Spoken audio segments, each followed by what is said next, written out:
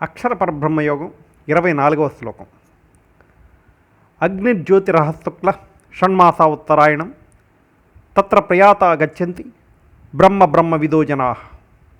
మరోసారి, అగ్నిజ్యోతిరహశుక్ల షణ్మాసా ఉత్తరాయణం తత్ర ప్రయాత గచ్చంతి బ్రహ్మ బ్రహ్మ విదో జనా.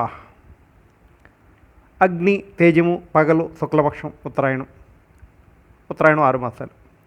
ఈ కాలంలో శరీరం వదిలితే అలా వదిలిన వారు జ్ఞానులు కాబట్టి పరబ్రహ్మస్థితి పొందుతారు. అలాంటి వారికి పునర్జన్మ ఉండదు.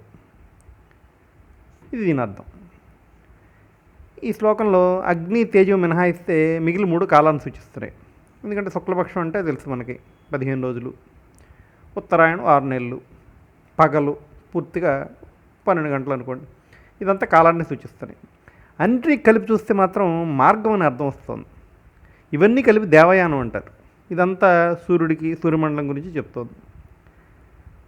సరే, ఆయనం అంటే మార్గం అని తెలిసింది కదా. మరి అగ్ని అంటే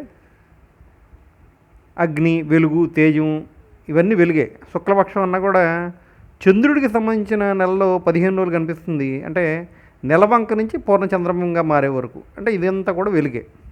తర్వాత ఉత్తరాయణం 6 మాసాలు వెలుతురు ఎక్కువగా ఉంటుంది, సూర్యకాంతి ఎక్కువగా ఉంటుంది. సరిగ్గా చూస్తే ఇక్కడ వెలుగు అంటే జ్ఞానం అని తెలుస్తుంది. వెలుగు వల్ల అన్నీ కనపడతాయి. వెలుగు లేకపోతే అంధకారం, ఏం కనపడదు. మన ఇంట్లో కరెంటు పోతే మనం సర్దుకున్న సోఫాలు, కుర్చీలే ఏవి ఎక్కడున్నాయో తెలిసినా లేచి దేనికి తగలకుండా నడవలేం. ఏది మార్గం, ఏది అవరోధం తెలియదు మనకి. అలా తెలియకపోవడం అంధకారం, అజ్ఞానం. ఇప్పుడు జ్ఞానం అంటే వెలుగు అని తెలుస్తుంది కదా. అంటే ఈ వెలుగులో అంతా తెలుసుకోగలిగే వీలు వస్తుంది.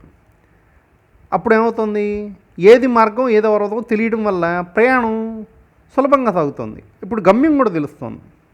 ఇదంతా మామూలుగా చెప్పాలంటే ఉత్తరాయణంలో శరీరం వదిలేస్తే స్వర్గానికి వెళ్తారు. ఇది మనకు బాగా తెలిసిన ఉదాహరణ అయినప్పటికీ ఇప్పుడు చెప్పుకోవాలి. భీష్ముడు అంపతేయ మీద ఉండి ఉత్తరాయణం వరకు ఎదురు చూడటం మనకు తెలుసు. ఇదంతా ఏంటంటే కేవలం నమ్మకం. ఇక్కడి నుంచి కొత్త కోణంలో పరిశీలిద్దాం. మనం పుట్టిన దగ్గర నుంచి మరణం వైపుకి ప్రయాణం మొదలైందని మనం గుర్తిస్తే ప్రయాణం వెలుగులో సాగే ఏర్పాటు చేసుకోవచ్చు. వెలుగు అంటే జ్ఞానం, మనకు ముందే తెలిసింది కదా. ప్రతి చోట మన ప్రవర్తన మీద మనకే జ్ఞానం కలిగి ఉండడం. మరణం మంచి సమయంలో రావాలని కోరుకోవడం కన్నా శరీరం ఆరోగ్యం ఉన్నప్పుడే జ్ఞానంగా ప్రవర్తించగలిగితే ఏ క్షణమైనా ఏ రోజైనా మంచిదే. అందుకే అంటారు, అన్నీ తెలిసినవాడు అమావాస్య నాడు పోతాడు అని. జ్ఞానం అంటే వెలుగు అన్నప్పుడు అది అమావాస్య అయినా పౌర్ణమైనా సూర్యుని మించిన వెలుగు ఆ పరమాత్మ గమ్యానికి చేరుస్తాడు.